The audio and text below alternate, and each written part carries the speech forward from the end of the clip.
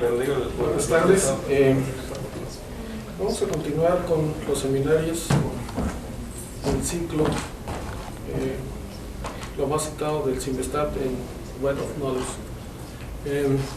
Quisiera agradecer al doctor Miguel Pérez Angón, que estuvo coordinando en mi ausencia en estos dos seminarios pasados, y cuando ya se iba a escapar de coordinar y me tocaba a mí, resulta que tenemos el gusto de tener al doctor Heriberto Castilla, y justo es ex estudiante del doctor Pérez Angón, así que le pedí que él, que lo conocía mejor que nadie, lo presentara. Gracias. Bueno, para variar, veo que Heriberto cambió de título el seminario que habíamos acordado, pero así son los físicos experimentales, cambian todo a última hora. Bueno, solo unas palabras que creo que, bueno, encajan más con este título que escogió Heriberto. Bueno, primero, mencionar que de la lista de artículos más citados por investigadores del CIMBESTAB, publicado por investigadores del CIMBESTAB de 2001 para acá, en el caso de Heriberto hay 4 de ellos, y entonces lo que le sugerí es de que hiciera un popurrí de una presentación que no sé si lo voy a hacer, pero sobre todo de 2 temas que son muy interesantes: el descubrimiento del Quark-Tau, que es hasta ahora la partícula elemental más pesada que conocemos en la naturaleza. Heriberto estuvo participando en la colaboración internacional que descubrió esa partícula en 1995, pero en esta lista de ahora de los 2000 publicaron en Nature, que es muy raro, o sea, en nuestra área, la física de altas energías, no frecuenta Nature por alguna razón, o sea, por tradición. Entonces se arriesgaron a publicar ahí. Entonces ese artículo donde publican la medición más precisa de la masa de este quark está incluida con más de 100 citas en esta lista. Y el otro tema es el bosón de Higgs, que es, bueno, ese descubrimiento lo hicieron en la colaboración que trabajó en Fermilab, en un laboratorio de aceleradores cerca de Chicago, el de Quark-Tau. Y ahora el más citado que tienen ahí es de la colaboración en la que están trabajando en el laboratorio CERN en Ginebra, CMS, que yo también creo que les voy a platicar un poquito, que es una de las 2 colaboraciones que descubrieron esta nueva partícula, que nosotros le llamamos bosón de Higgs, pero bueno, aquí nos va a explicar que no es necesariamente, o por lo menos todavía no podemos decir con seguridad absoluta de que es el bosón de Higgs que se esperaba. Bueno, ahora nada más unas cuantas palabras de Heriberto. Heriberto fue mi estudiante de maestría, como director de tesis hice tan mal que prefirió mejor irse al CERN, cambiar de especialidad y de trabajar allá en el CERN en un tema de física experimental desde cero. Pero esto entra en un contexto muy general en este tema de consolidación en el área experimental de altas energías de México. Hace como 30 años, en principios de los 80, hubo un movimiento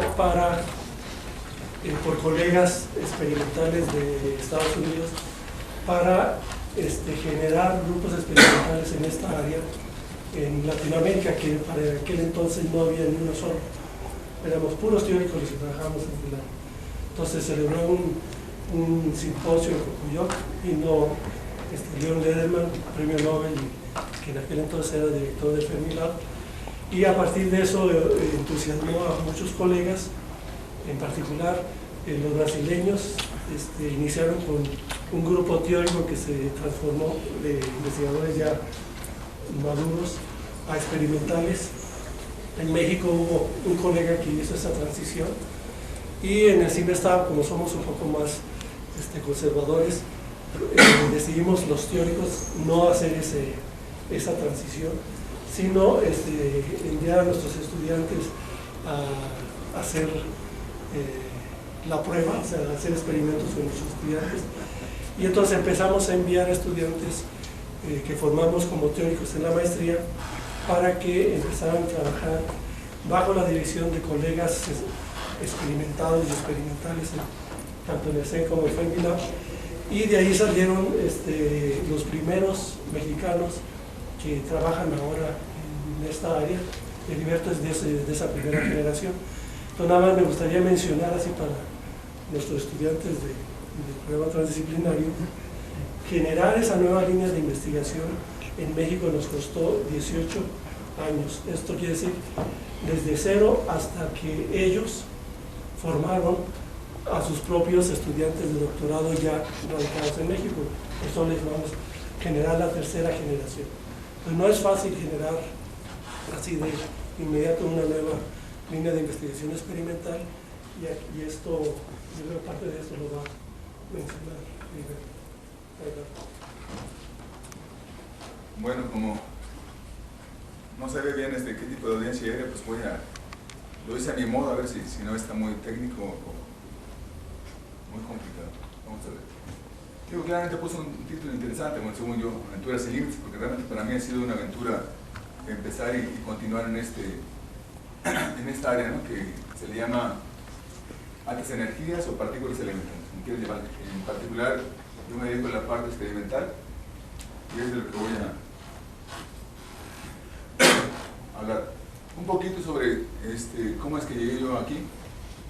Yo me gradué en el 91 aquí en Simvestab, aunque hice mi tesis en el experimento UA1 en el CERN, donde pasé casi 3 años aprendiendo de cero hasta lo que aprendía un estudiante de doctorado, ¿no? En general, un estudiante en esta área, al menos el estilo gringo es, el estudiante tiene que hacer sheets, aunque sea hardware, tiene que hacer un poco de análisis, ¿no? Digamos que el premio por hacer sheets y hardware es hacer un análisis y se puede publicar, ¿no? Se han de imaginar ¿cómo se dirá? La dificultad de adaptación. Yo llegando a un lugar donde había 400 colaboradores, todos compitiendo, todos trabajando en principio juntos. Pero bueno, eso fue mi reto cuando yo llegué a CERN en el 89, sin hablar inglés, sin hablar francés, pero bueno. Después de esto, por suerte, un domingo en Ginebra me encontré a Miguel caminando por ahí, no sé qué andaba haciendo por ahí, y me pidió mis documentos para contratarme aquí en Simvestab. En aquella época todavía había plazas, así que en noviembre 1 del 91 ingresé aquí como profesor, y claramente había que continuar, ¿no? UA1 ya era un experimento que estaba acabando. Lo natural para mí y para México era estar en Fermilab, que es mucho más cerca y más barato. Otra vez una colaboración de más de 400 personas. Yo me reuní, digo, como recién graduado, era un profesor sin experiencia y sin dinero, ¿no? Es muy difícil esto de empezar sin dinero, ¿no? Había una competencia fuerte y bueno, tuve que aprender ahora lo mismo que aprendí acá, pero desde el punto de vista del profesor. Aquí ya tenía una excusa de que era estudiante y nada, tenía que aprender por mí mismo, ¿no? Sin nadie que me estuviera vigilando.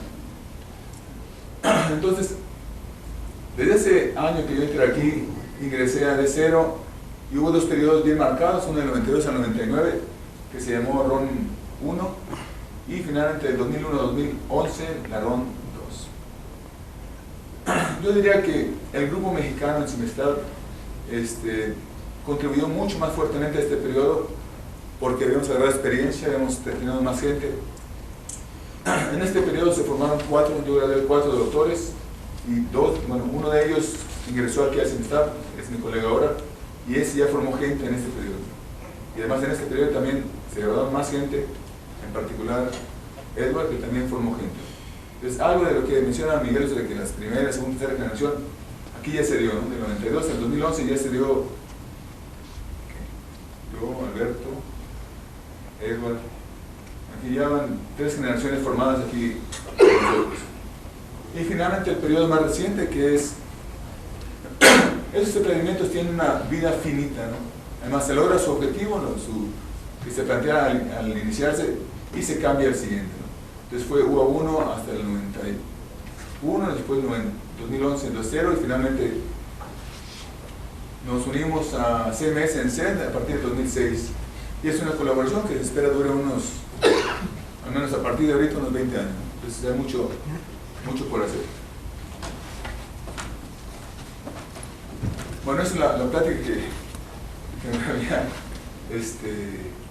configurado Miguel y Edward.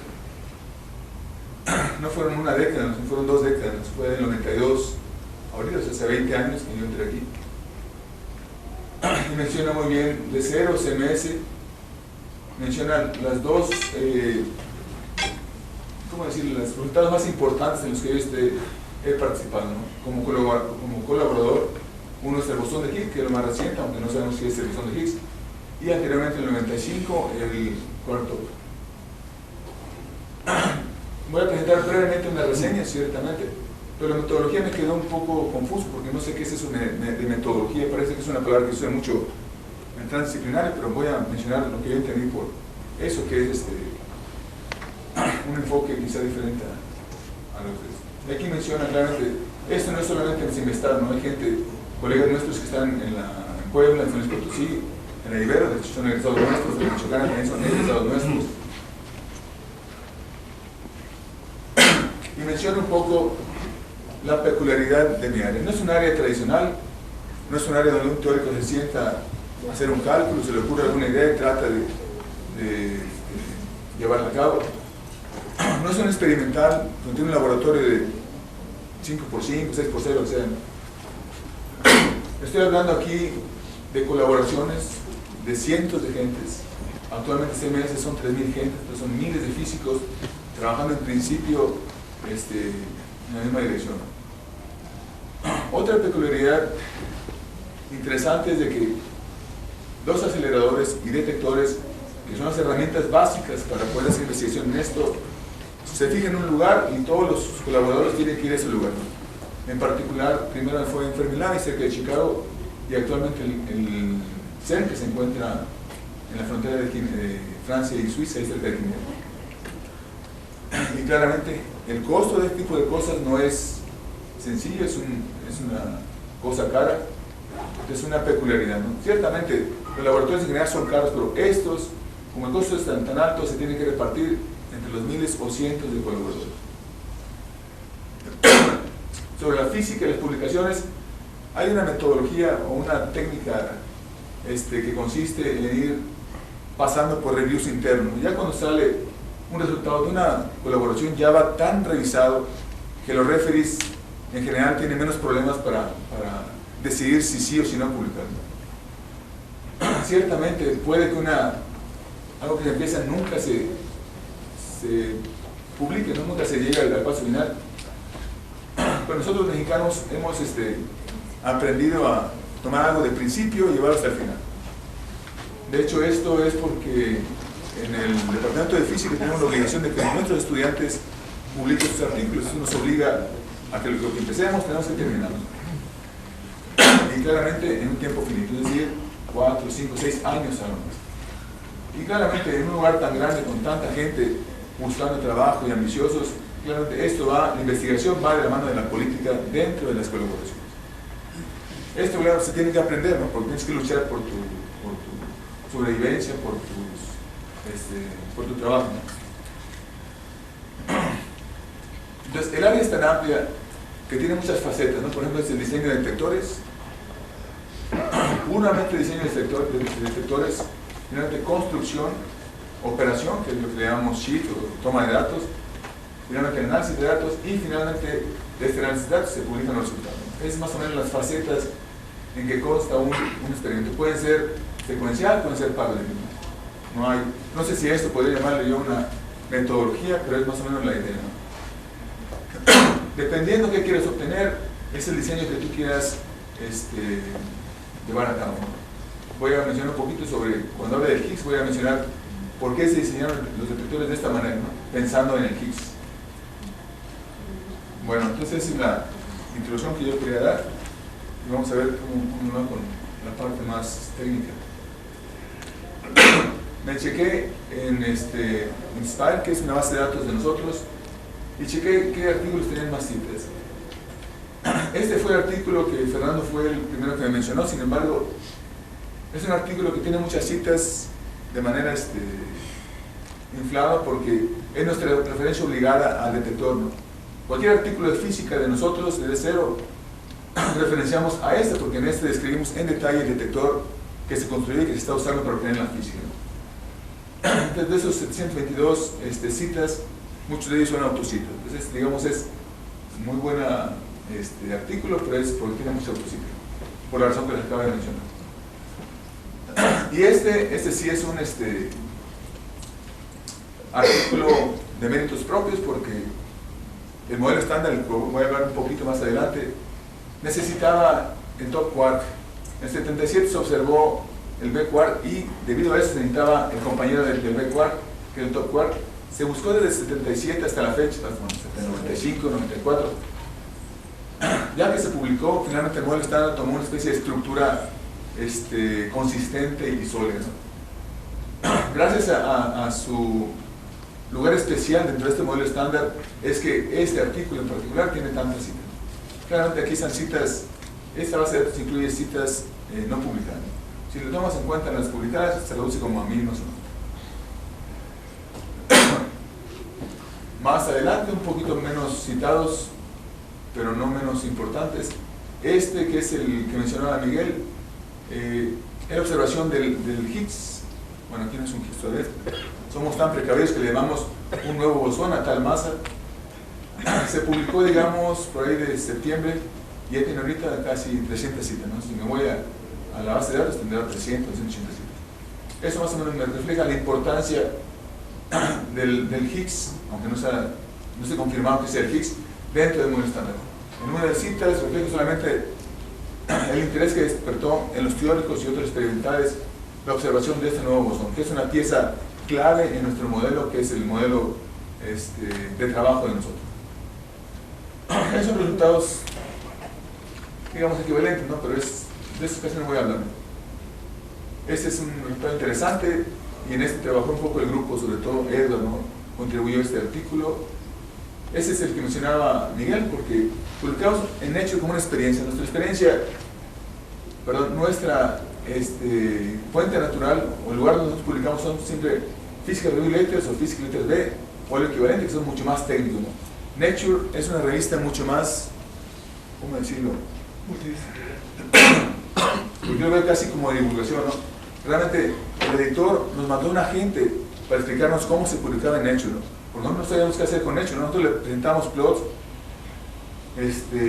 gráficas y demás. Dijo, no, así no se hace, tiene que modificar, tiene que ser lo más suave. Y bueno, entonces ahí se puso la gente a trabajar en el artículo y finalmente, gracias a eso, se publicó en Nature. Si no, bueno, fue una experiencia de una sola vez, ya nunca más se ha contactado con Nature por la dificultad de cultura, ¿no? De volver a reelaborar lo que tú escribiste, ¿no? En esta parte tenemos nuestro formato. ¿Qué tenemos que hacer?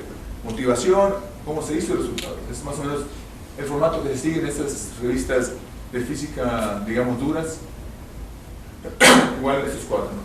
El Physical Letters es una revista europea, pero de una calidad y estilo que el Physical Review Letters, que es una revista americana. Bueno, ¿qué es una colaboración? ¿Qué es el teatro? Entonces, eso es con lo que yo me tuve que enfrentar cuando llegué a Fermilab. Un grupo de gente con mucha experiencia, había gente de que 30 años de experiencia, había estudiantes, había postdocs.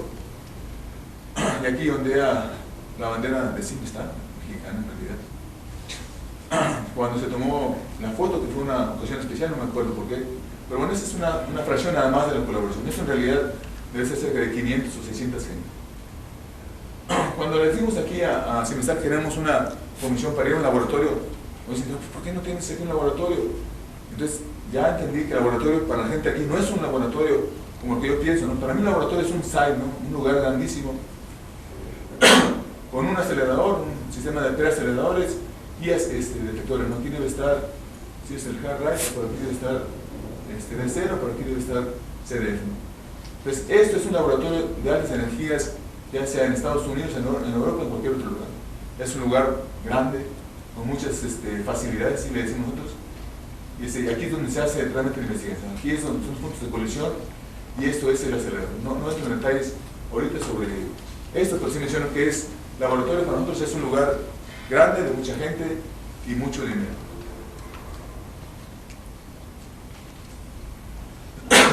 Aquí nada más pongo un poquito detalles. Es un anillo de 4 millas, hay un sistema de preaceleración.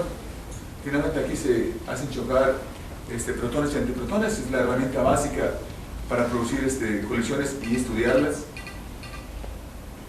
La otra herramienta es el detector, en este caso fue de cero, en otro caso fue CDF. La importancia de tener dos experimentos asociados con el mismo acelerador es de que si tú observas algo, para que sea, digamos, aceptado por la comunidad de partículas, tiene que ser confirmado por el siguiente, por el otro detector. En este caso CDF fue primero que nosotros, pero al final de cuentas todo se emparejó y fue una colaboración armónica. No es cierto, fue una competencia muy fuerte entre nosotros. Bueno, es una foto del donde está el AS, es una foto aérea del lugar, otra vez, como mencioné. Se publicó en un periódico ahí cerca de Chicago, ¿no? Porque los físicos siempre somos muy malos para andar haciendo promoción a lo que hacemos y demás, pero entonces había un lugar en enfermedad que nos enseñaba a cómo hacer outreach. Entonces se publicó en un periódico, porque además la gente que vivía cerca de enfermedad tenía miedo de nosotros, ¿no? Decía que esas partículas se pueden radiar, pero bueno, después de un tiempo y de muchos artículos en periódicos, la gente empezó a aceptar nuestra presencia. Ahora ya acabó el asunto. Esto me lo copié de un colega que es bastante bueno preparando. Voy a mencionar en particular el TOP, que es uno de los artículos que mencioné como los más citados. Esta metodología me confunde, como les digo. Pero entonces, antes de empezar a buscar el TOP, que fue a partir del 77, que ya se había observado el Quark B, se sabía que tenía que existir un TOP.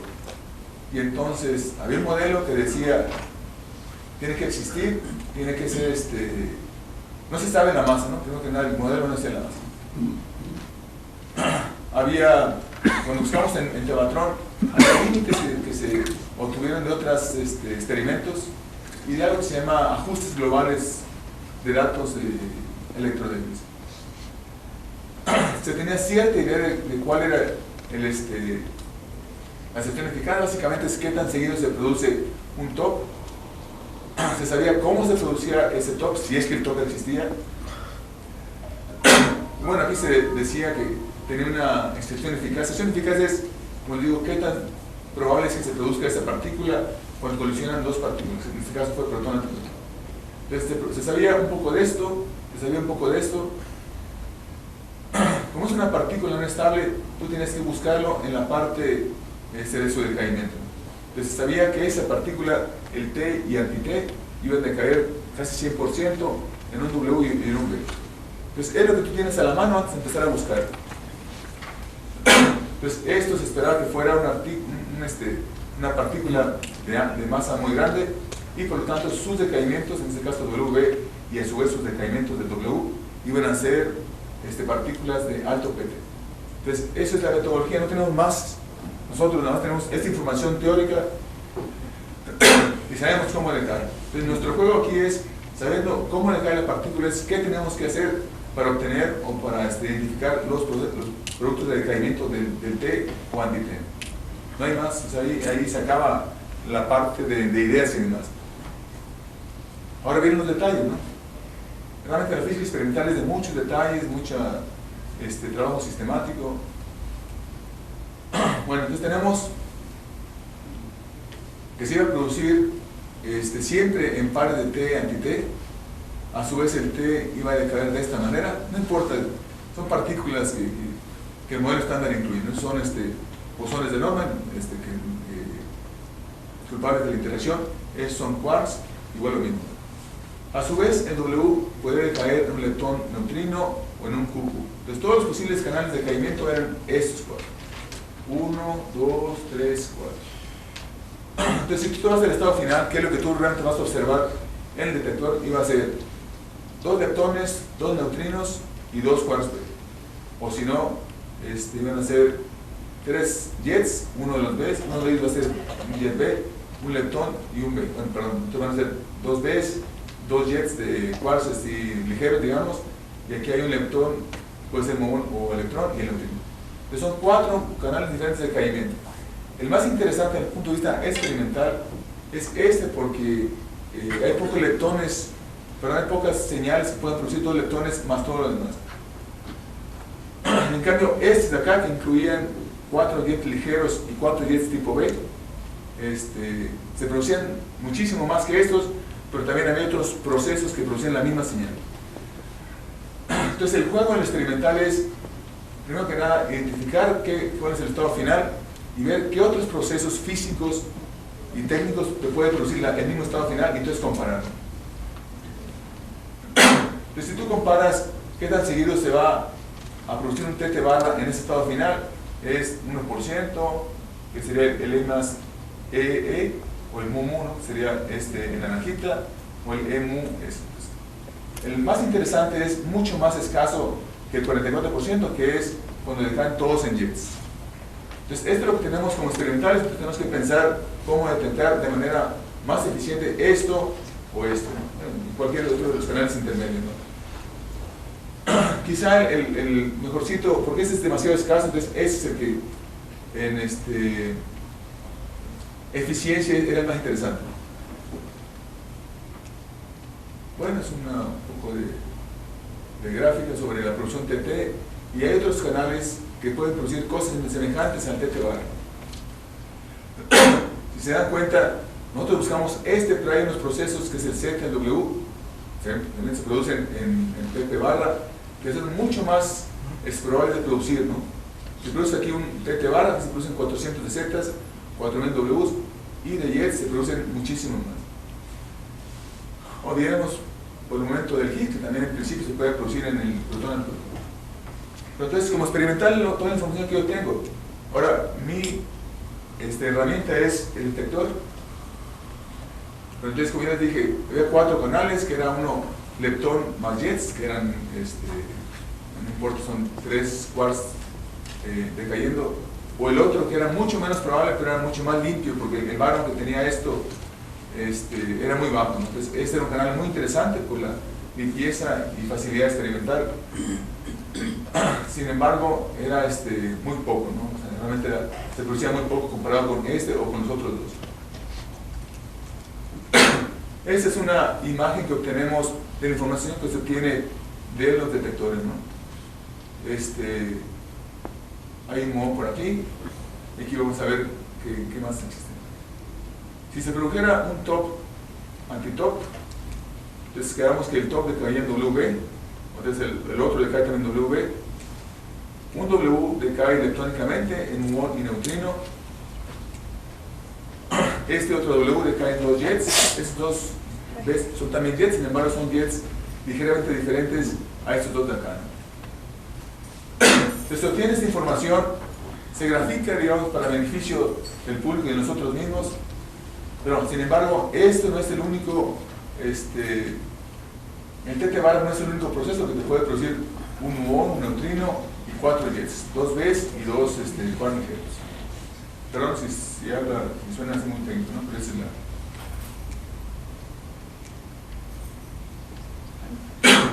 Y aquí viene la finura, digamos, o la responsabilidad de experimentar.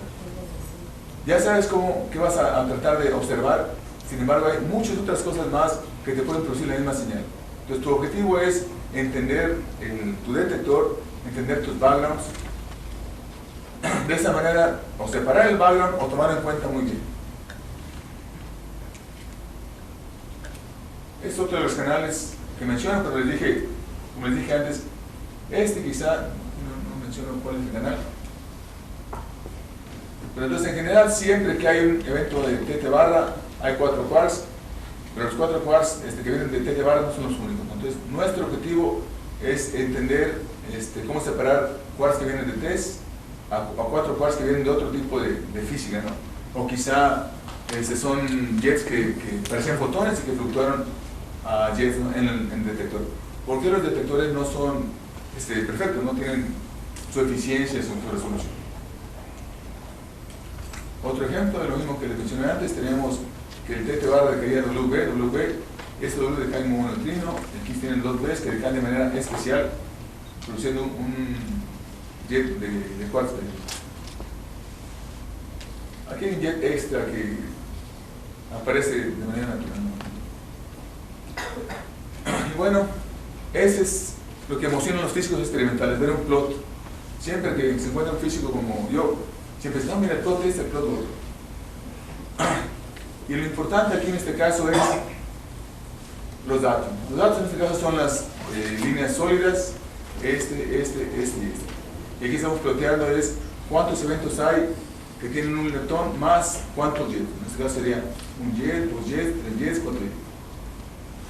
Por otra parte, como en principio entendemos todos nuestros backgrounds, sean backgrounds físicos, esos son otros procesos que no son TT-bar. Y puede haber procesos de background instrumental. Pero entonces, nuestra señal es esta roja.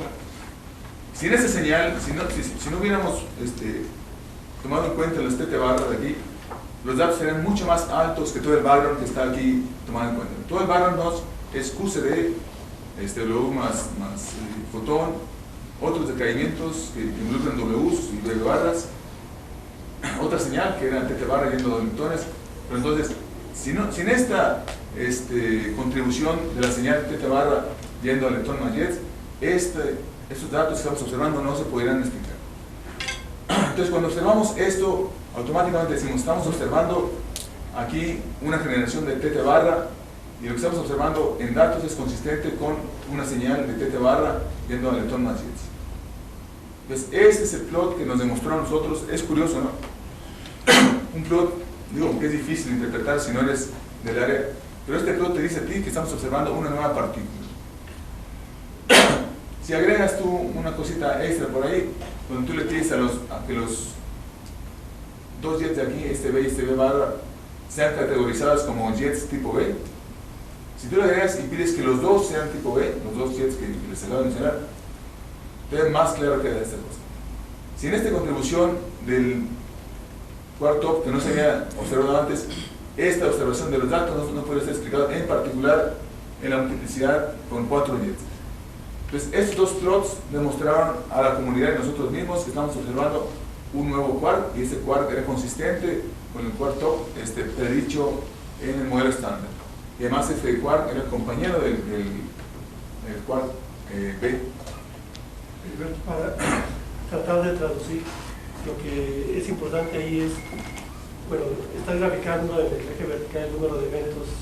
Sí, ese número de eventos que observamos con las características de que es un leptón más un jet, un leptón más entonces, un todos jet. los colores corresponden a eventos del fondo que no tienen nada que ver con... Lo que tú observas en datos es este sólido, ¿no? Entonces, ¿cómo lo explicas tú? Bueno, te vas a tu Monte Carlo y tu generación, y tu simulación de detector. Entonces, todas las contribuciones que tú conoces, físicas, y dices, mira, todas mis contribuciones que no son la señal, explican muy bien mi primer bin, el segundo bin.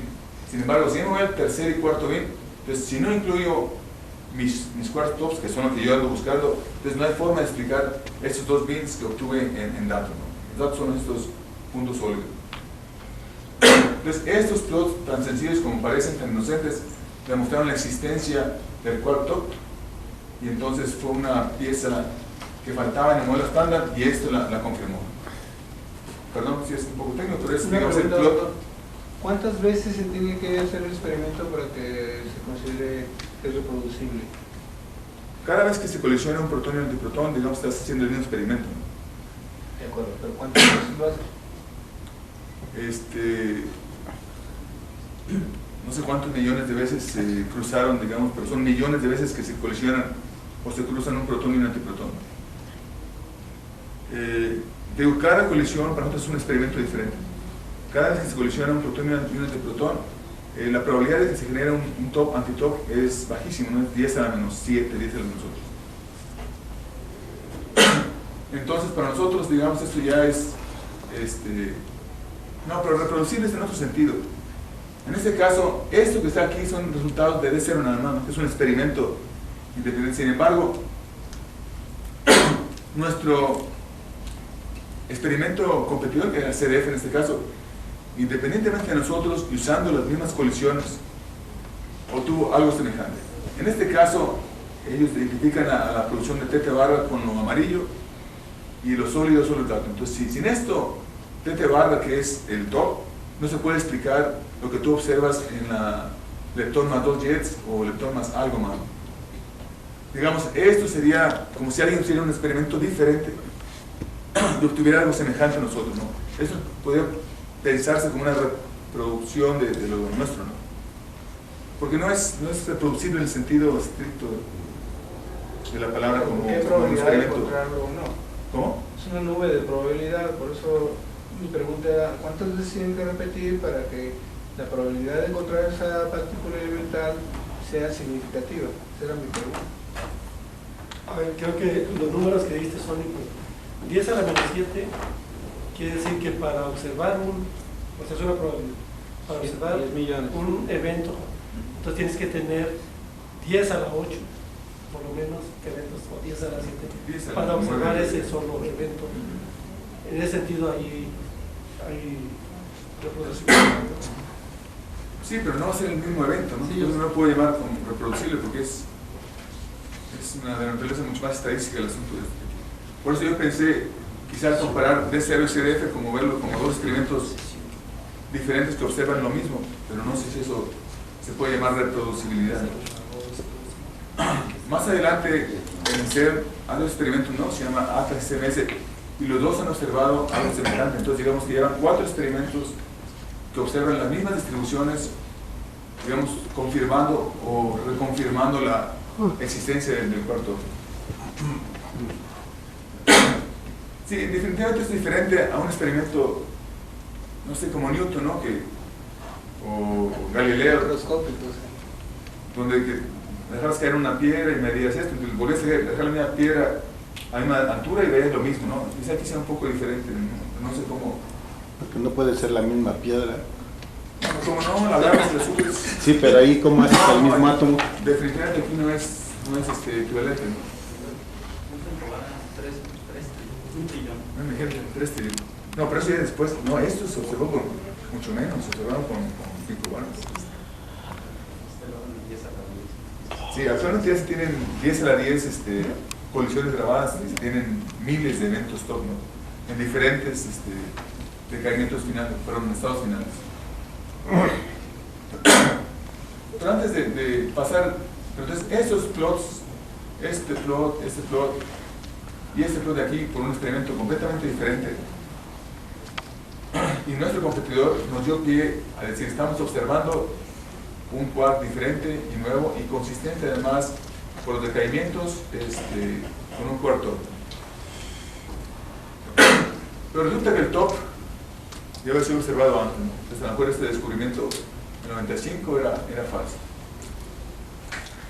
En el 84 en la revista Nature el experimento UA1 publicó algo así como estos, donde en aquel entonces el top se decía que tenía masa más baja que el W. Entonces este decaimiento era el dominante para producir top. El W se decaía en B y T, y a su vez el T decaía en B, electrón y neutrón. Entonces, lo que tú tienes que hacer es combinar la masa de estos 3 y este B para formar un W1. Así. Entonces formabas 2 jets, un neutrino y un electrón para formar un W que ya se conocía en aquel entonces, y de esos 4 nomás tomabas estos 3 para proponer que este fuera el top.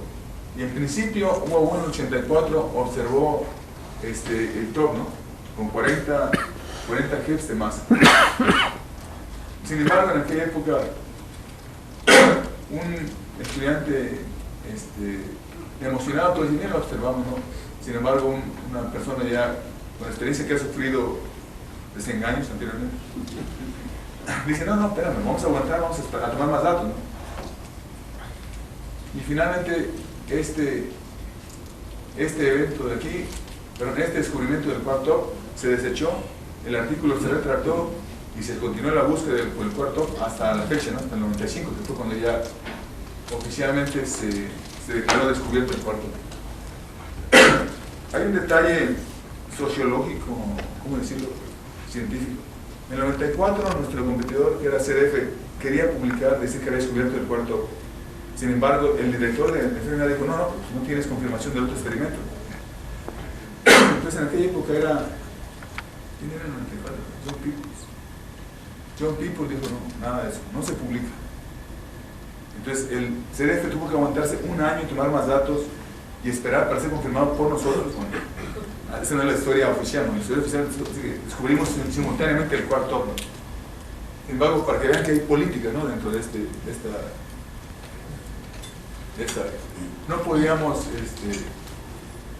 entonces ya tener dos experimentos independientes observando lo mismo, no hay duda de que estamos observando algo nuevo, ¿no? A diferencia de UA1 que publicó siendo solo y además desapareció ese pico. Entonces ese tipo de cosas nos han enseñado a los físicos experimentales a ser demasiado cautos, ¿no? Yo diría que hasta demasiado. Una vez que se observa algo, pues, la labor de un experimental es observar, tratar de medir todas las propiedades de esto. Entonces, en particular el TOP se estudió los mecanismos de producción, se estudiaron cómo decaían, ya sabemos que había 4 o más modos de decaimiento, se midió su masa, se trataron de medir sus propiedades números cuánticos como el spin, la carga y hasta la fecha todavía sigue dependiendo un poco de la carga, ¿no?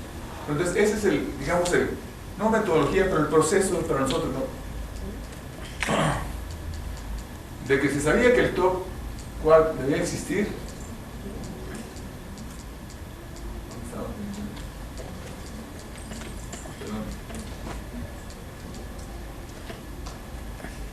Esto es lo que sabíamos al principio. Entonces, de ahí en adelante se encargó uno de buscar primero el cuarto. Ya que estuvimos convencidos de que lo estábamos observando, nuestro objetivo fue medir propiedades y reconfirmar. Este negocio, como hay tanto dinero, es complicado. Si nos dan muchos millones y luego la regamos seguido, van a decir, no, pues ya no le damos nada. Pero entonces, de ahí en adelante, el objetivo de las colaboraciones, en este caso de CDF y de Cero, fue medir las propiedades, en particular la producción en diferentes canales, diletón Magets, etc. Y todo parecía ser consistente con predicción histórica. Entonces eso nos daba mucha confianza en lo que estábamos haciendo, ¿no?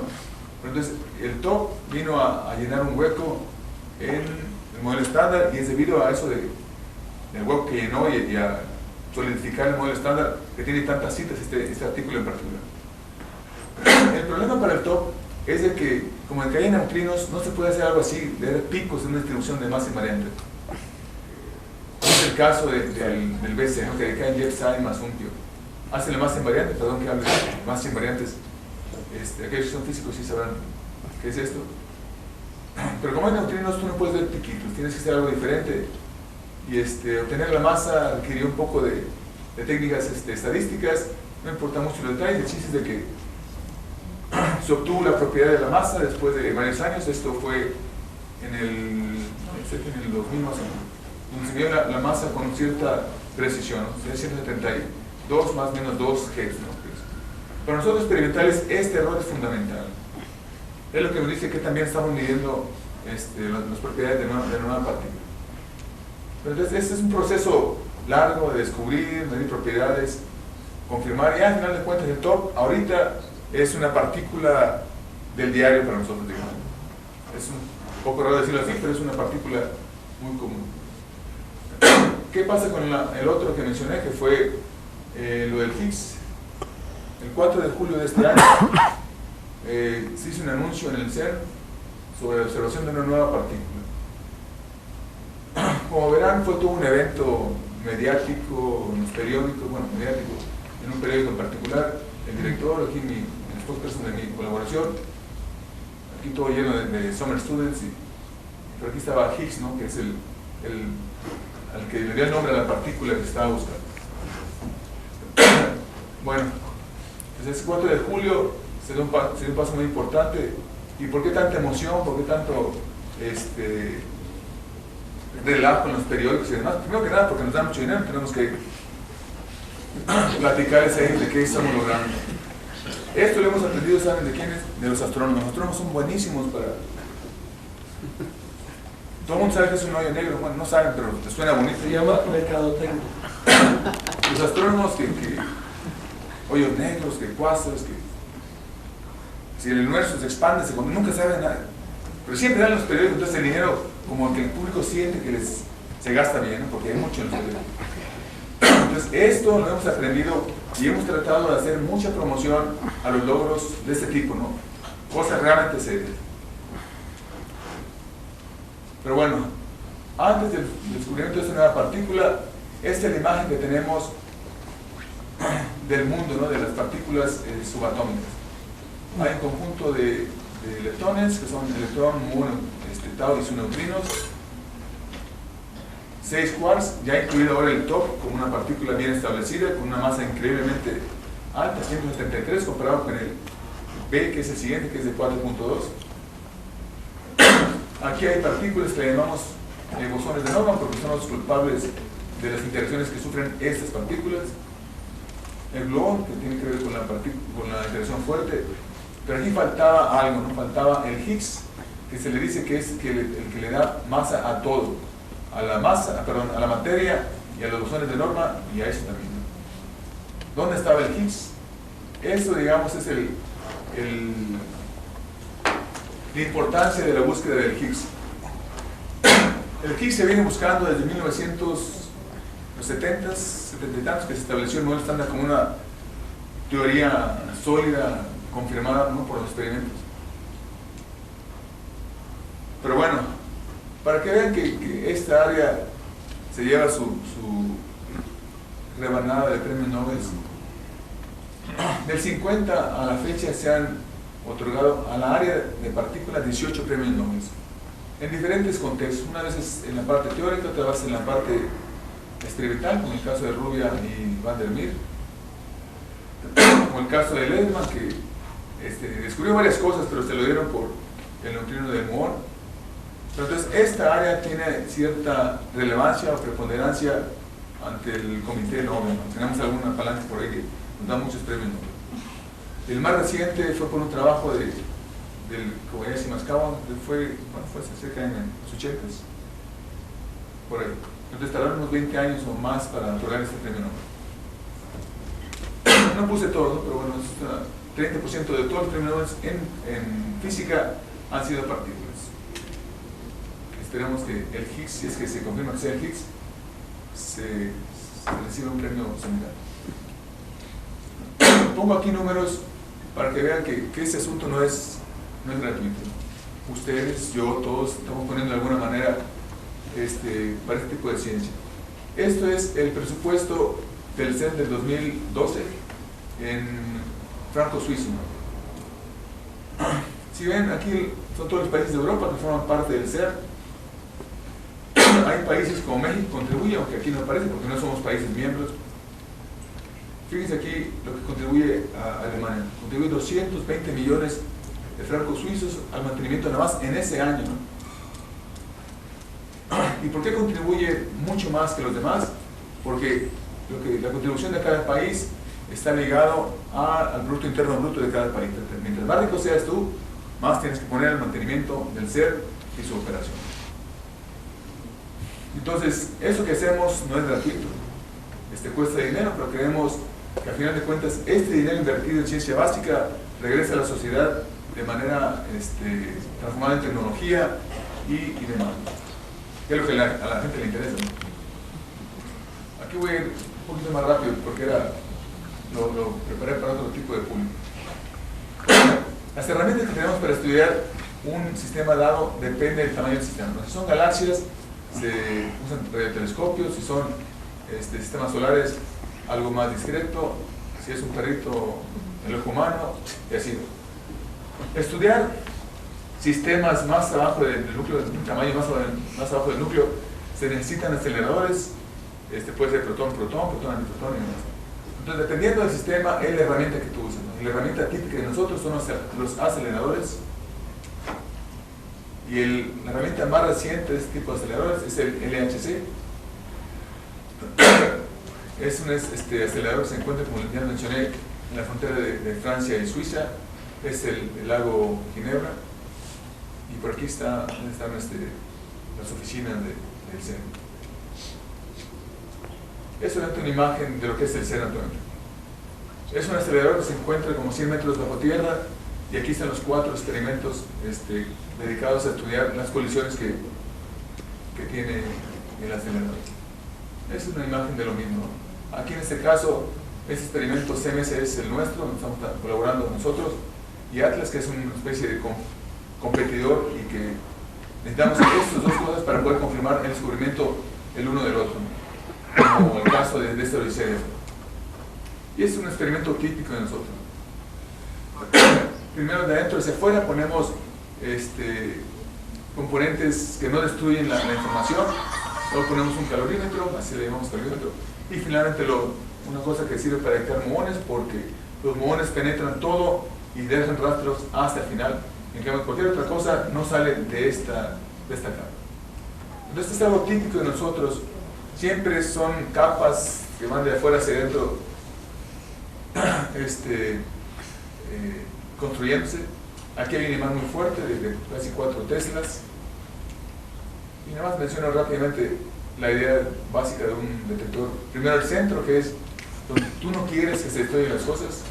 ¿Qué pasa? Tú tienes una partícula cargada y quieres que interactúe con un cierto número de capas. Y ese rastro que te deja esa partícula cargada es lo que tú usas para hacer física, ¿no? Ya que te fue esos puntos, tú haces algoritmos de cómputo para obtener por dónde pasó la partícula. Este tipo de capas de interacción pueden ser hechas con silicio, es ya tecnología, ¿no? Pero esto regresa a la sociedad, ¿no? La tecnología que desarrollamos. Estos son módulos de lectura, son unos chips, unos capacitores básicamente. Pero para que vean que tiene su chiste, esto no es de un día para otro, ¿no? De hecho, CMS se planeó a partir de 1992. Entonces tardó realmente casi 20 años, ¿no?, para ser operado.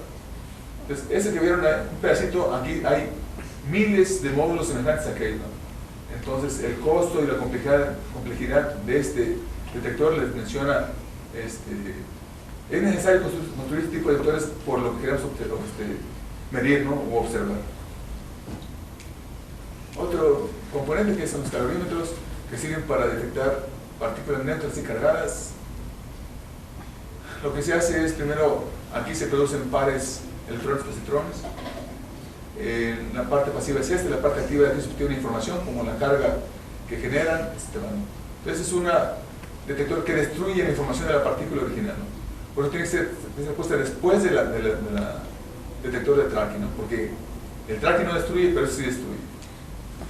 Y bueno, es un ejemplo de lo que se construye en CMS, que son cristales de tungstato de plomo. Y finalmente, como ya les mencioné, los detectores de muones, que siempre están afuera por la propiedad de que el muón penetra todo y deja solamente rastro hasta afuera, ¿no? Y bueno, ¿y para detectar electrones? No, los electrones se observan en el calorímetro electromagnético, ¿no? Pero entonces, esas son las partículas estables que se generan en una colisión. Muones, electrones, hadrones cargados, un ejemplo es el pión, hadrones neutros, como vemos en el neutrón, fotones. Entonces, ¿cómo se detectan a lo largo del detector CMS en nuestro caso? Es primero el mono, es una partícula cargada que deja un rastro en la parte de tracking, luego deja un rastro mínimo en los calorímetros y finalmente deja un rastro en la parte final, que son estas cositas azules, ¿no? Entonces, así es como observamos. Cuando veamos esto, decimos, mira, puede que aquí haya un mono. Es la forma como operamos un experimental. Del rastro tú supones que es alguna cosa. Otro ejemplo, pues el electrón. El electrón es una partícula cargada que te deja un rastro en el tracking y finalmente te deja un rastro importante en el calorímetro electromagnético, pero ahí muere la partícula. El electrón no llega hasta acá, ¿no? Por eso ¿Cómo es eso de que muere una partícula? Interacciona con el material que tiene ahí, ¿no? Al ser interaccionado pierde energía y se transforma. Al interaccionar con el material se transforma en electrón-positrón. Primero produce fotones, el fotón produce a su vez electrones y positrones, y poco a poco ya van perdiendo energía y toda esa información o todas las partículas que se generan mueren aquí, ¿no? ya no salen una capa de un detector. No, me refiero a la expresión muere, o sea, como si la materia se destruyera. No, La se expresión muere. digamos, hay un electrón, entra a un material y ya no sale del material. Eso es absorbido. Sí, bueno, es una manera quizá incorrecta de decirlo, pero no es como decimos. No, hay que darle un mérito a Heriberto. Eso que está usando de los, ¿qué dijiste? Los rastros. Todos dicen las trazas. Bueno, pues sí. Que es la traducción del inglés y está mal dicho. Somos- Rastros es el término. Nosotros estamos mucho en el ambiente, ya traducimos mal porque pues no es por mala intención, sino porque es costumbre, ¿no? Pero uno hace el intento de hablar bien en principio, pero pues no se puede. Lo que pasa es que en este mundo todo es inglés, o sea, todos tenemos que, es el lenguaje natural, ¿no? Entonces, no nos preocupamos realmente tanto con la parte de traducción. Finalmente, un hadrón cargado, que en este caso es un peón, deja un rastro en la parte, no me acuerdo qué iba a decir, tracking. Y aquí es absorbido en el calorímetro hadrónico. Pues ya no sale este peón. Pero entonces lo que deja aquí de información nos dice cuánta energía tenía, cuál es su momento, y esa es toda la información que necesitamos nosotros para hacer física. Finalmente el neutrón, que es lo mismo, nada más que en lugar de ser cargado es neutro. Como es neutro no te deja rastro aquí, pero aquí sí te deja un rastro importante. Y finalmente el fotón. Perdón. Fotón.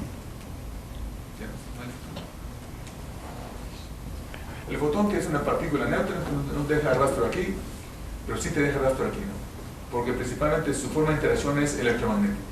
Y este calorímetro está diseñado para interaccionar electromagnéticamente con los electrones y los fotones.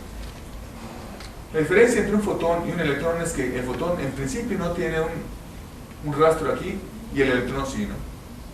Es un poco la forma como manejamos nosotros las cosas, ¿no? Identificamos partículas de esta manera. Perdón, ya no entendí. Si el fotón no tiene carga, ¿cómo interacciona electromagnéticamente? Hay forma de no, pero el fotón es La dirección electromagnético, pues. No tiene que tener carga para interaccionar electromagnéticamente. El electrón tiene carga, entonces interacciona con El otros. electrón lo entiendo, pero el fotón no lo entiendo. Es radiación Pues, es una- electromagnética. Una forma sencilla. Como si se pudiera desviar la luz con carga, eso se puede hacer. Sí. Bueno, hay una forma muy sencilla que el fotón se origina en electrón positrón, pero el fotón con un electrón o cualquier partícula cargada interacciona. Por eso estamos todos aquí. Si no, no veríamos esa luz. Esa luz son fotones y son detectados por los electrones que tenemos en nosotros. Así de sencillo. Con las partículas cargadas y con los fotones, la reacción electromagnética no hay problema, pero con los neutrones, ¿qué tipo de interacción llega el neutrón a este material y ahí qué ocurre? ¿El fotón o el neutrón? No, el neutrón. No, interacción nuclear. Ok. Y produce... Se interacciona con el material a través de interacción nuclear y entonces el neutrón deja de existir, se convierte en otras partículas que a su vez vuelven a interaccionar con el material. Entra el neutrón y primero genera y se va incrementando el chubasco, digamos. Finalmente la energía empieza a disminuir y se empieza a disminuir la producción de partículas hasta que muere el chubasco.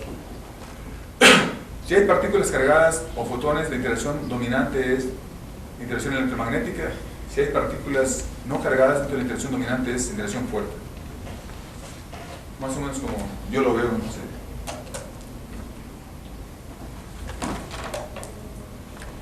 Es muy tarde. Perdón. Entonces aquí hay 4 ejemplos de detectores que operan bajo los mismos principios que les acabo de mencionar. Dense cuenta del tamaño del que estamos hablando. D0, que fue mi primer experimento, era más chico que CMS. Atlas, que es el experimento de la competencia, digamos, es un edificio de 5 pisos y ese es Atlas, ¿no? Ese es CMS, que es un poco, de hecho su nombre es Compact Muon Solenoid, porque el diseño fue pensado más compacto. Es un ejemplo, ¿no?, de lo que se hace en nuestro caso. tenemos un hole donde se va a poner el detector. Viene de arriba todo esto. Aquí viene bajando paso a paso, milímetro a milímetro. Es un logro ingenieril este asunto, es bajar. Ese es el imán, ¿no? El imán solenoide. Bajarlo desde arriba hasta 100 metros, ¿no? Que es donde se iba a operar. Es un ejemplo de este Atlas, tiene una complejidad realmente grande. Un ejemplo de una gráfica que tenemos ahí. Y ahora sí, vamos a ver qué es eso del Higgs. Es un poco más técnico desde el punto de vista teórico, pero es, digamos, bueno, me parece muy interesante. Los teóricos y demás en modelo estándar nos dicen que este partícula campo es un campo de spin zero. Además, puede ser producido o puede caer en fermiones y en bosones. La forma como se acopla este famoso Higgs es proporcional a la masa de las partículas a las que se acoplan. ¿Qué masa tiene? El modelo no lo dice. ¿Quién sabe qué masa tendrá? Lo que sí es importante es que esta partícula, si es que existe, decae a cualquier cosa. En sí puede caer a electrón, muón, tau, neutrinos, puede caer a W, Z, fotón y demás.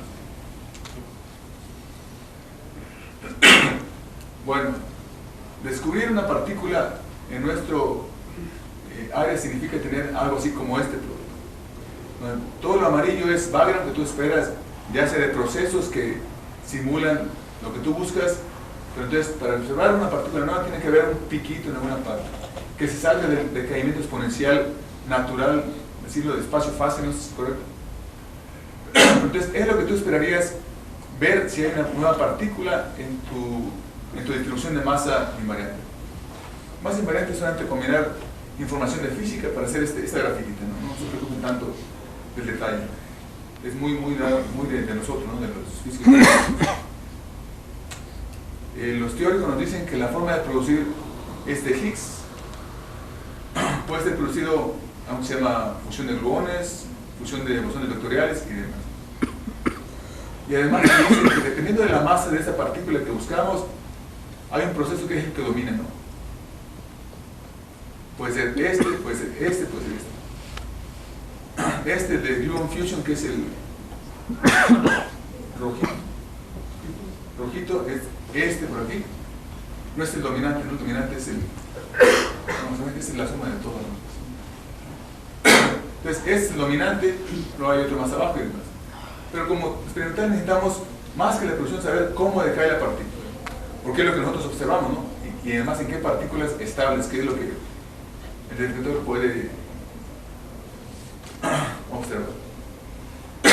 Después de muchos estudios, concluimos que esta es la gráfica donde te dice que el Higgs sí se produce, cómo va a decaer dependiendo de la masa.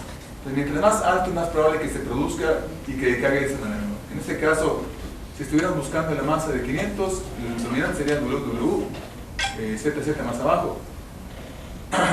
Fíjense, en la masa baja del Higgs tenemos que uno de los menos dominantes es la producción de 2 fotones, o si no, el de 2 zetas, que es el azul, también está muy abajo.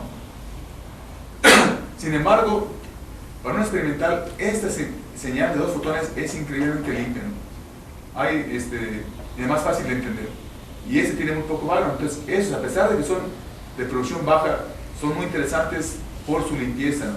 Y porque entendemos bien qué backgrounds pueden tener. Definitivamente se va a entender, pero se va a buscar en todos los canales, es decir, esos 5 canales.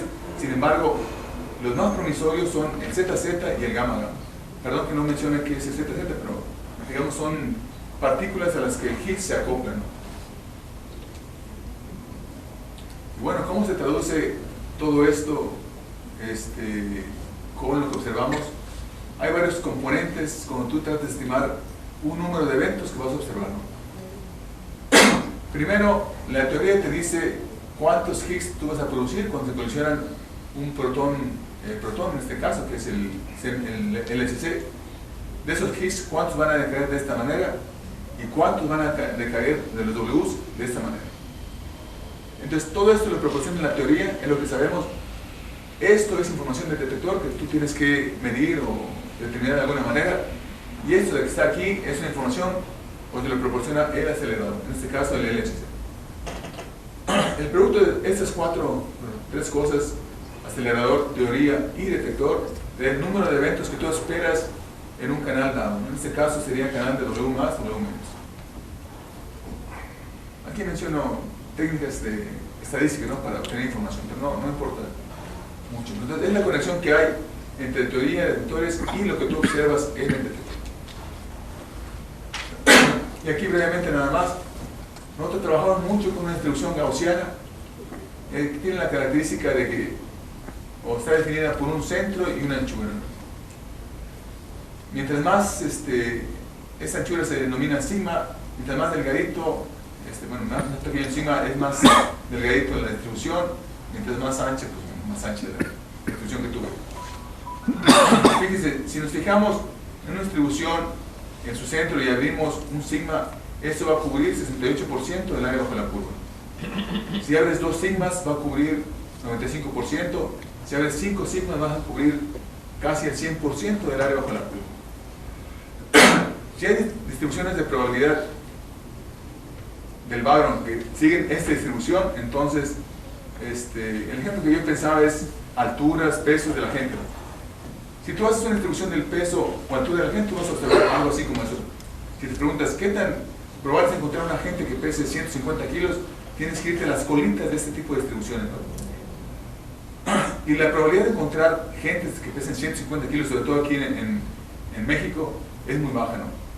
La probabilidad de que eso ocurra va a ser 10 a la menos 7, por ejemplo, que es equivalente a tomar el área bajo la curva de 5 sigma, ¿no? Esto lo menciono porque más adelante voy a hablar un poquito sobre probabilidades y sigmas. Entonces, como les digo, en nuestra área, ver un pico en una distribución decayente significa que estás observando una nueva partícula. En este caso estoy hablando del upsilon, que representaba un estado ligado de BB barra, que fue descubierto en el año 77, y entonces eso dio pie a la necesidad de resistencia del cuarto. Entonces, es lo que quisiéramos nosotros observar, ¿no? Una distribución que recae y luego un pico arriba de esa distribución.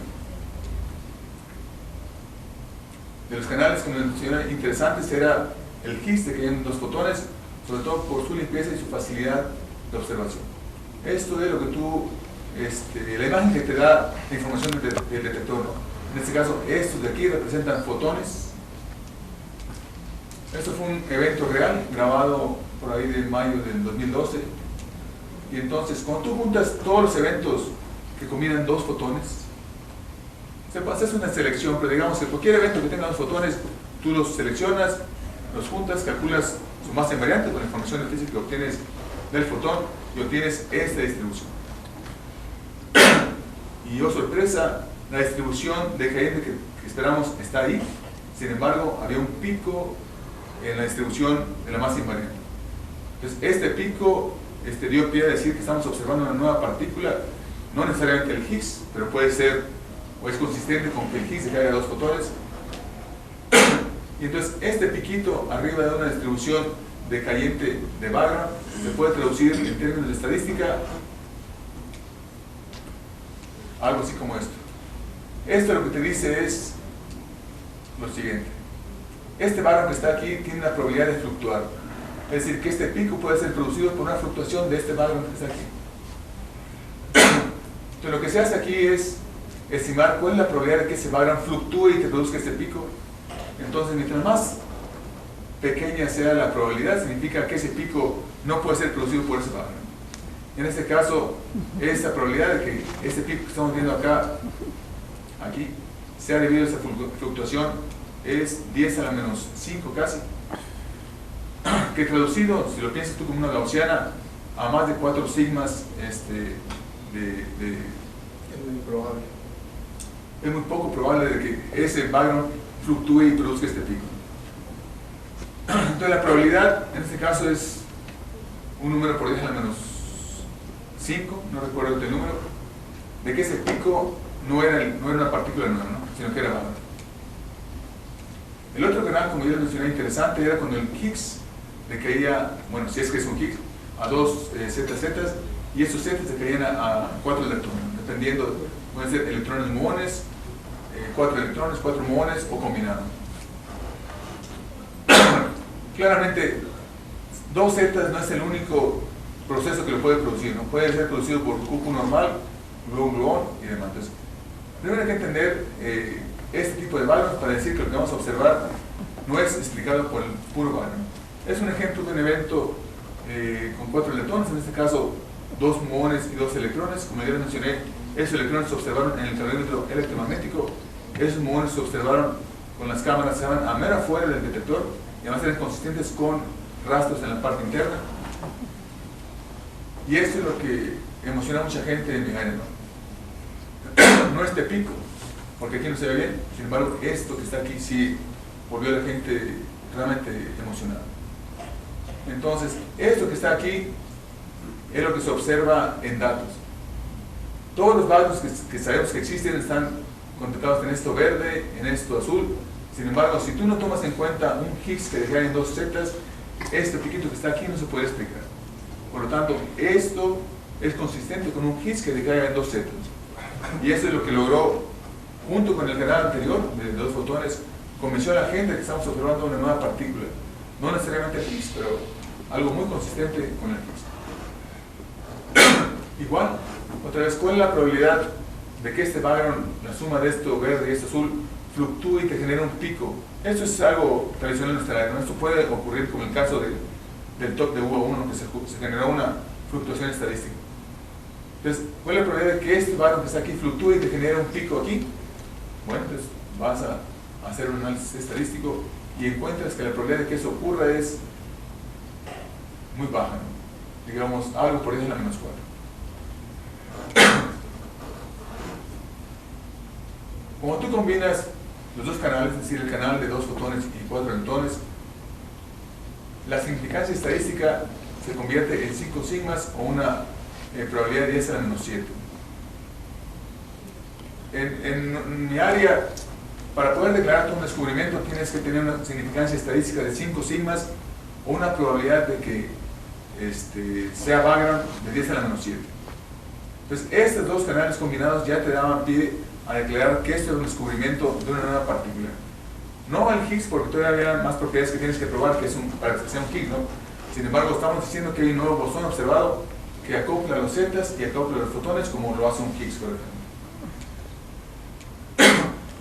Y bueno, es lo mismo, ¿no? Más combinado. Finalmente, cuando tú incluyes los demás canales que mencioné, el Higgs puede caer así, o así, o así. Cuando combinan los 3, ocurre esto, te da la probabilidad muy baja. La significancia de lo que tú observas es de más de 5 sigmas, pudiendo decir entonces que es un descubrimiento. Y cuando incluyes todos los canales en los que el Higgs fue buscado, la significancia se reduce un poco, no a 4.9 sigmas, pero muy cerca del estándar que es 5 sigmas. Ya, pero no. Además, claramente se puede medir su masa, ya que tienes 4 leptones, como se conoce toda la cinemático, igual que 2 fotones. Entonces, la masa de esta partícula nueva es esta con este error. Pero después de tanto trabajo, se concluye, al menos en este análisis, se observa un estado que decae a 2 fotones y a 4 leptones con una significancia estadística de 5 sigmas. Además, la masa de este estado es 125 más o menos 0.6 Hz. Y vamos a checar que eso que está ahí parece ser un Higgs. No voy a mencionar esto. Pero entonces, esa partícula puede caer así, así, así, así. Además, el modelo estándar te dice cómo debe de caer, ¿no? Les digo, esa forma de caer debe ser proporcional a la masa de las partículas. En el caso de los fotones, es a través de un loop donde se incluyen tops. Entonces, tú lo que haces es dividir entre la proyección del modelo estándar a ver si es consistente con lo que tú observas. Y en principio, todos los 5 canales de decaimiento es consistente con lo que tú observas. Entonces, parece ser que esa partícula que decae de esas 5 maneras diferentes es consistente con el Higgs que predice el modelo estándar. Parece ser un Higgs, o sea, por eso es que se concluye en el artículo que esa partícula es consistente con el Higgs del modelo estándar. Consistente, no significa que sea el Higgs. Y eso solamente el resumen, ¿no? Es la masa de los 4 leptones que hacen exactamente un pico en el mismo lugar donde se hace un pico con los dos fotones. Y aquí solamente la probabilidad, el resumen de las probabilidades de que el background fluctúe y produzca un pico aquí y un pico acá. Ese es el resumen de lo que se publicó. Aquí ya son más detalles otra vez sobre cómo... Pero fíjense, esto fue observado con CMS, lo que ya les mencioné, los 5 canales de decaimiento y la consistencia con las predicciones del modelo estándar. Esto que está acá es la predicción de otro experimento diferente que es Atlas. Y si ven, es un experimento completamente diferente. Los mismos datos quizá, bueno, no los mismos datos, pero sí en el mismo acelerador. Y aquí tenemos el Tevatron, que es el D0 CDF. Entonces tenemos 3 evidencias de una nueva partícula en 3 diferentes experimentos. Es por eso que mucha gente duda que eso que estamos observando sea una fluctuación, aunque sean 5 sigmas de significancia estadística. Esto nos da mucha confianza para decir que estamos observando algo nuevo. Que sea el Higgs del modelo estándar, todavía hay trabajo que hacer, pero al menos sabemos que es algo nuevo. ¿Quién sabe qué será? Aquí no voy a entrar mucho en detalles, pero sí quiero decir que, como les dije, ese Higgs del modelo estándar tiene que ser de spin 0, tiene que tener cierto tipo de acoplamientos a las partículas, y hay forma de hacerlo, ¿no? Pero para poder separar entre todos estos posibles escenarios, es decir, partículas de spin 0, 1, con acoplamientos de diferente intensidad, con paridad diferente, se tendrían que tener cerca de 35 femtobarns inversos. Pues para llegar a 35 femtobarns inversos, mi experimento CMS y también Atlas tienen que correr al menos hasta quizá un año más y quizá otro año más. Bueno, nada más para concluir, espero que no se haya abrumado con cosas técnicas.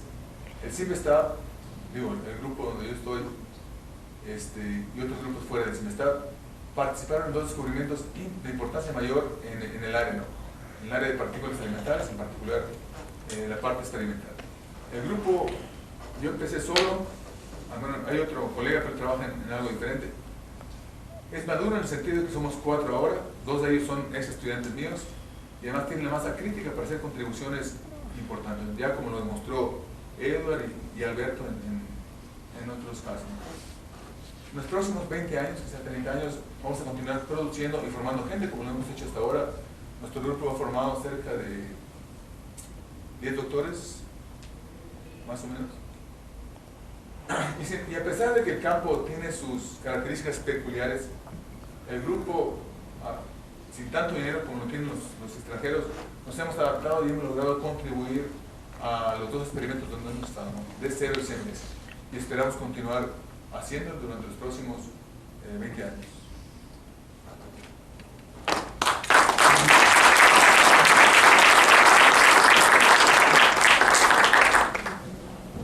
Si tienen preguntas. Eso que es mucho tiempo, ¿no? Sí, adelante. Sí, esa partícula nueva, aparentemente el bosón de Higgs, ¿qué tiempo de vida tuvo en estos experimentos? Porque parece que hay una degeneración en 5 maneras diferentes, ¿no? Una vez observada. Sí. Como tú generas el Higgs, la probabilidad de que decaiga cualquiera de los 5 depende, ¿no? de la masa de donde va a decaer. Pero el decaimiento, o sea, al generarse automáticamente decae, digamos, 10 a la menos 20, algo decae el Higgs. O sea que realmente no hay forma de que tú observes el Higgs viajando, ¿no? Porque decae casi, tan pronto lo produces, el Higgs decae. Ok, pero algún tiempo, más o menos. 10 a la menos 20, algo segundos. ¿Cuánto es eso? ¿Tiene un nombre eso? No, hay partículas estables que nunca decaen, ¿no? El electrón se genera y su tiempo de decaimiento es infinito, ¿no? Nunca decae. Igual el protón, igual el muón. Bueno, el muón sí puede caer, pero no es por... ¿Tienes otra pregunta? Perdón la ignorancia, pero me llamó la atención cuando dice que la masa de una partícula está en gigaelectronvolts.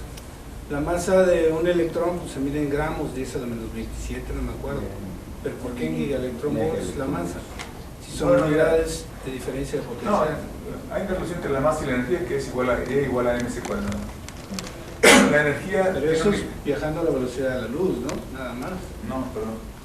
Esa es una ecuación que vale en reposo, en reposo. Sí, pues, perdón. Yo tengo una masa y no voy a la velocidad de la luz. Esas son mis preguntas, pero bueno. No, son muchas preguntas. No está bien esa pregunta, pero te digo, si estás en reposo o no, hay una relación entre la masa y la energía que tú tienes. Y esta relación es E igual a mc cuadrado. Bueno, o gamma mc cuadrado si quieres, pero si estás en reposo, entonces el gamma vale 1. Entonces, la energía está en gigaelectronvolts, la masa está en gramos si quieres, entonces la conexión es gramos, hay un factor por ahí, igual a G sobre C cuadrado. Esa es la conexión entre masa y gigaelectronvolts sobre C cuadrado. Pero eso es cosa más de unidad. Pero eso vale aunque estés en reposo. Doctor, en su investigación, ¿cuánto, si pudiera darme un dato promedio de cuánto tiempo ha pasado desde que una tecnología ha pasado desde ciencia básica, una aplicación en su área y ya aplicada al público? Internet. Pues el internet es la prueba más. No, pero ¿cuánto tiempo desde que empezaron a utilizarlo ellos hasta que ya salió Mira, al público? Es que internet no está bien decirlo porque es otra cosa. En nuestra área tenemos que comunicarnos mucho. Entonces un tal inglés se llama Bernard Lee inventó una forma de comunicarse, pero no había browsers, no había Netscape, browsers, Internet Explorer, Netscape es el año del caldo. Él inventó la forma de comunicarse, que tú pusieras algo aquí y que alguien más entrara a un lugar y viera esa información. Eso fue en 1993-94 en el CERN. Surgió de una necesidad de nosotros y luego más adelante en Estados Unidos en Urbana se inventaron el Netscape, que era un browser. Un browser donde tú no tenías tu programita, le dabas una dirección y te daba la información que estaba almacenada por ahí. El internet siempre ha existido, eso es una cosa militar, ¿no? El internet es la comunicación, eso es solamente la forma de comunicar, eso es un protocolo de cómo compartir información. Después los gandallas de Microsoft y demás salieron con su Internet Explorer, se robaron información de la gente de Urbana ahí en Illinois, inventaron su Internet Explorer, luego apareció el Firefox, el Opera y demás. Entonces digamos que de que Tim Lee hizo eso hasta que ya se hizo medio popular, 2000 algo, digamos unos 10 años más o menos. No, pero ya así estable que tú te levantas en la mañana y le picas y te dan las noticias, digamos unos 10 años. Yo trataba de pensar en algo de medicina. O el circuito que nos mostró, ¿no? Que dijo que tenía ya una aplicación en público. Son módulos de lectura y en general los detectores de silicio se usan ahora en medicina. Lo que pasa es que cuando tú pones un cuerpo y le haces incidir radiación, tienes que poner algo atrás, ¿no? Para obtener el esqueleto, digamos. Pero para que te produzca un rastro acá, la intensidad de la radiación de los rayos X es medio fuerte. Sin embargo, ya se hicieron con esto, con el silicio, con los módulos de lectura que te mencioné, detectores mucho más finos, con mejor resolución y que necesitan mucho menos radiación. Eso permite que los rayos X, los médicos dicen, no más, tengo que hacer una placa y demás, pero todo eso tarde o temprano te vas acumulando radiación en ti, ¿no? Entonces, eso ha logrado que las dosis de radiación se reduzcan muchísimo, por 100,000 veces, ¿no? Gracias a que el módulo de lectura y los detectores de silicio no se usan quizá de manera generalizada, pero se están usando cada vez más. El tiempo entre lo uno y lo otro son siempre como 10 años, si no es que más. Sí, adelante. Sobre los detectores, dos cosas que tienen su explicación, seguramente. ¿Por qué son tan grandes? Yo supongo que tiene que ver con la baja interacción con la radiación. Y la otra son el papel que juegan los magnetos de superconductores. ¿Por qué razón se utilizan? Si son indispensables o podrían usarse otra cosa. Podría usarse otra cosa. Los imanes se usan en dos partes, en el acelerador y en los detectores. El detector. Cuando tú aceleras una partícula, el acelerador que está ahí tiene dos componentes. Uno es que le da energía a la partícula y el otro tiene un componente donde desvía la partícula. Y ahí es donde entra el imán. Porque lo que acelera a las partículas son campos eléctricos, o sea, no son imanes. Pero si quieres tú desviarlo y volver a usar este imán o este radiocavidad con la misma partícula, tienes que hacer un círculo, ¿no? La intensidad del campo para que puedas desviar una partícula tan energética es del orden de muchos teslas, no recuerdo ahorita. Si tú quieres generar teslas con imanes y corriente normal, truenos, se caliente demasiado. La única forma es de que ese material, un imán es básicamente un imán natural, y luego le pones una alambre con corriente. Para que pueda generar tanto campo magnético, necesita operar en modo superconductor, pues si no el imán revienta, o sea, no, se calienta demasiado. Esa es la idea básica de por qué se usa. Y si no hubiera superconductores, ¿no se podría hacer? No se podría hacer, porque entonces el círculo tendría que ser grandísimo, ¿no? Y en cambio aquí es un... ¿Y se utilizan ya los nuevos superconductores o son los tradicionales a 0 Kelvin o ya son de alta temperatura? No, somos muy conservadores. O sea, los de alta temperatura son muy inestables. Usamos la tecnología probada en nuestro caso. Es un problema tener el sistema de criogenia para los imanes, ¿no? Porque son 20 tantos kilómetros de que tienes que tener a 3-4 grados Kelvin, ¿no? Todo un sistema de criogenia es grandísimo, ¿no? Un gastadero de nitrógeno y demás, pero pues es la forma de operar de esos imanes. De hecho, nos ocurrió que algo pasó y falló el sistema de criogenia, desapareció la característica superconductora de ese imán y tronó. Y eso nos retrasó un año, ¿no? Porque al tronar, explotar, dañó varios módulos en el acelerador. Empezamos a correr en 2009 y debido a ese descuido tuvimos que parar todo y empezar hasta el próximo año. Con detalles que no recuerdo. Y la otra es sobre el tamaño de los detectores. Eso es para Pero son partículas realmente energéticas, son partículas de 1 GeV para arriba. Hay partículas cargadas de 100 GeV que se generan ahí. Partículas de 100 GeV. 100 GeV. Gigaelectronvolts de energía. Para obtener información de esta partícula tienes que desviarla, ¿no? Para tener su momento. La trayectoria importa mucho. Entonces, mientras más puntos tengas tú de la trayectoria curvada, más preciso es tu medición de momento. Una partícula de 100 GeV, al sentir el campo magnético, a pesar de que sea de 4 teslas, casi no se desvía, ¿no? Y mientras más largo sea la información que te deja, más precisa es tu medición de momento. Que se refleja la masa, mucho. ¿no? Que es muy pequeño, supongo. ¿Aquí? La masa. Porque Bueno, la masa tiene que ver con al entrar a los carbohidratos. Tiene que ver con la masa. Pero es más Sí, inercial. Tiene que ver más con el momento. Una partícula del mismo momento con el mismo campo magnético se va a desviar igual. Bueno, hay que hacer cálculos, pero entonces esa es básicamente la idea, tener más información y sobre todo porque son partículas muy energéticas. Si tú haces un calorimétro muy delgadito, entra un pión de 30 GeV y no contiene el chubasco en el calorimétro, pues tiene que tener un cierto grosor, ¿no? Para poder obtener toda la información de la partícula, en particular la energía de esa. O sea, el diseño de este tipo de detectores no es por capricho, ¿no? Sino es dictado por las condiciones de las partículas que se generan, que son realmente energéticas. Pero al final de cuentas, el diseño de los detectores se refleja en esto. Mientras más puntos tengas tú de información de una partícula cargada, se reflejan en qué tan delgadito es este piquito que está acá, qué tan delgadito es este pico que está acá. Si esta resolución fuera mala, este pico se aplana y se pierde, y además se pierde significancia estadística, igual en este caso, ¿no? Este piquito se aplanaría, dirías, no, pues ahí no se está viendo nada, ¿no? Es vago nada más. Entonces, cuando se diseñó el CMS, se pensaba qué tipo de resolución necesitabas para poder ver un pico, dependiendo de la región, ¿no? Pero esa es la idea. Se refleja en estas dos cosas, la resolución y el tamaño del detector. Es más o menos la idea.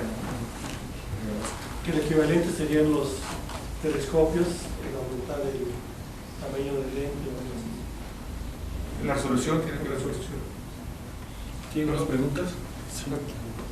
¿Tienes otra? Sí, relacionada con lo mismo, bueno, conectada. El calorímetro da información sobre la energía de la partícula, o nada más, o la detecta nada más. No, la energía. Había unas capas, unas le llamamos pasivas y otras activas. En la pasiva la partícula se convierte, en otras, en la activa, esas partículas convertidas producen pulsos, ya sea de luz o de corriente. Y resulta que la carga total colectada en las partes activas del calorímetro es proporcional a la energía original de la partícula. Es por eso que esos calorímetros se llaman calorímetros de muestreo, ¿no? Porque no obtienes información en toda la región, sino más en las partes activas, ¿no? Son capitas más delgadas que la parte pasiva. Energía y la posición, ¿no? Depende de dónde entren al calorímetro. Una pregunta de sociología, la ciencia, que tiene que ver con el costo de estos experimentos, tanto del acelerador como del detector. En el medio científico ya trascendió que el presidente electo, de alguna manera, con un grupo de colegas,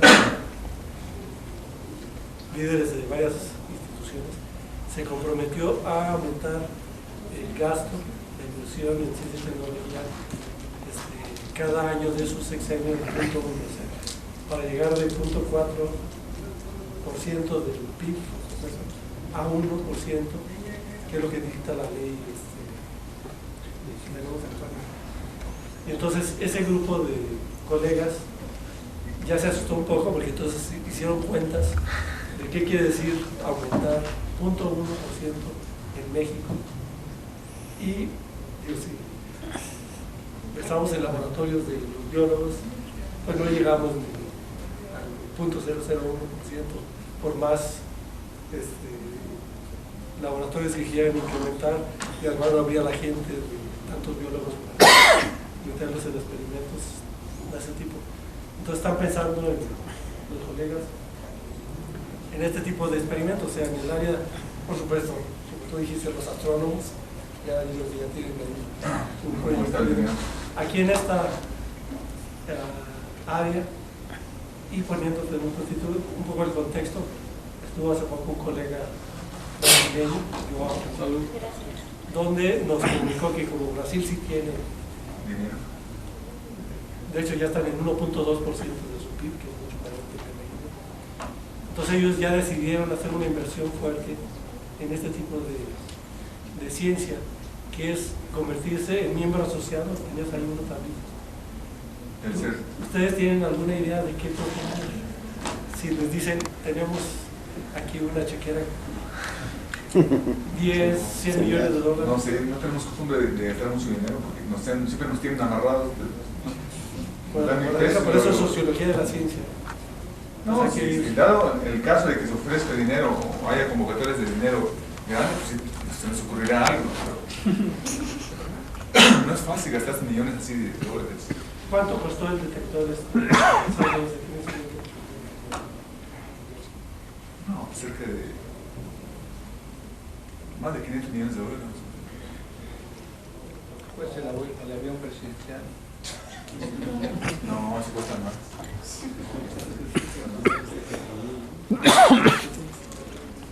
Ojalá que sí nos den dinero. ¿Tiene dos preguntas? Disculpen porque si me metí un poquito en la parte técnica. Porque... Si no tienen más preguntas, pues agradecerle al profesor.